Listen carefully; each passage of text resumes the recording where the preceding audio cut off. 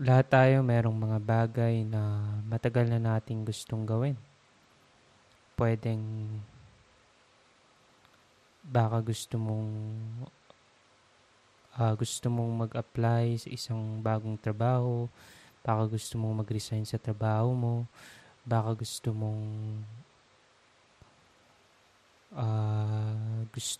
mag-gym, gusto mong gusto mong magsimula mag-exercise, gusto mong magsimulang mag-diet, gusto mong mag-aral, gusto mong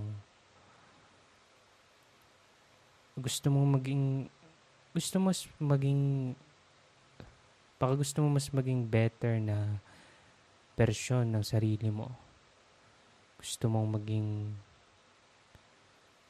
gusto mong maging isang tao na magiging proud ka o meron kang bagay na gustong gawin na matagal mo nang gustong gawin.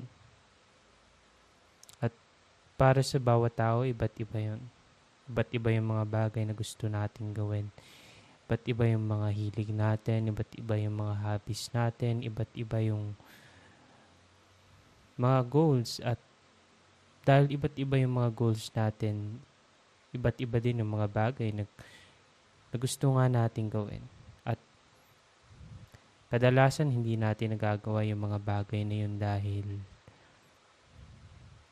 naghihintay tayo ng perfect timing. Naghihintay tayo ng tamang panahon para gawin yung bagay na yun. Baka hihintay ka na makaipon ka, naghihintay ka na magkaroon ng equipment, kung anong equipment man yun. Sabihin natin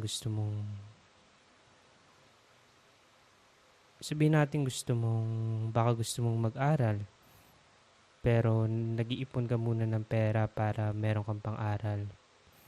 Baka gusto mong magsimula ng business, pero nag-iipon ka ulit ng pera para meron kang panggastos sa business mo, baka yun yung iniisip mo. Pero kadalasan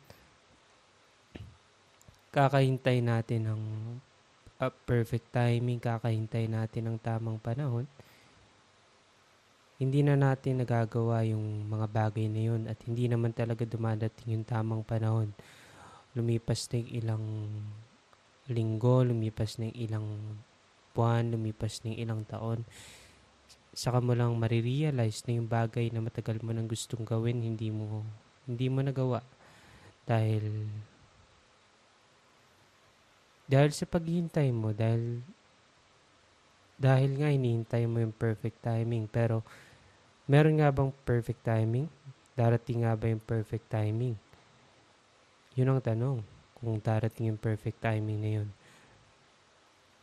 Baka lumipas na lang 5, 7, 8, 10 taon, hindi pa rin dumarating yung perfect timing na hinihintay mo.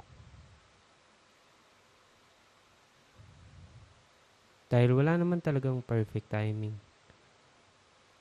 At hindi mo naman talaga alam yung mga mangyayari sa buhay mo.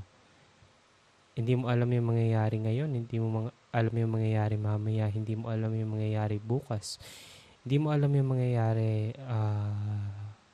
ilang buwan mula ngayon, ilang taon mula ngayon. Kaya hindi mo kailangang maghintay ng perfect timing para gawin yung mga bagay-bagay dahil ngayong araw yung perfect timing.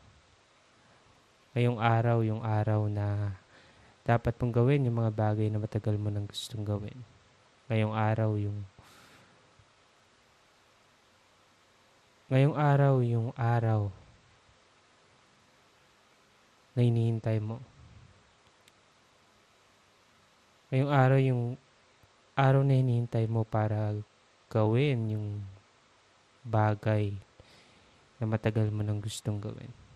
Hindi dumarating yung perfect timing. Tayo yung gumagawa ng perfect timing. Baka nga ginawa mo ngayong araw yung bagay na matagal mo nang gustong gawin tapos nag-fail ka. Tapos masama yung kinalabasan. Pero Pero paano mo naman masasabi na kapag naghintay ka pa ng ilang linggo at ilang buwan, ilang taon na magiging iba yung resulta? Paano mo malalaman? Hindi mo malalaman, walang makakaalam. Walang makakaalam. Walang makakaalam ng kung anong mangyayari. Kaya kung may isang bagay ka na matagal mo nang gustong gawin, kung anong bagay man yun, gawin mo na siya ngayon. Gawin mo siya ngayong araw. Ngayong araw yung perfect timing para gawin yung bagay na yun dahil hindi darating yung timing na hinihintay mo. Ilipas lang yung ilang taon at magsisisi ka na sobrang tagal mo naghintay para sa wala. Gawin mo yung bagay na matagal mo nang gustong gawin. Ngayong araw mo siya gawin.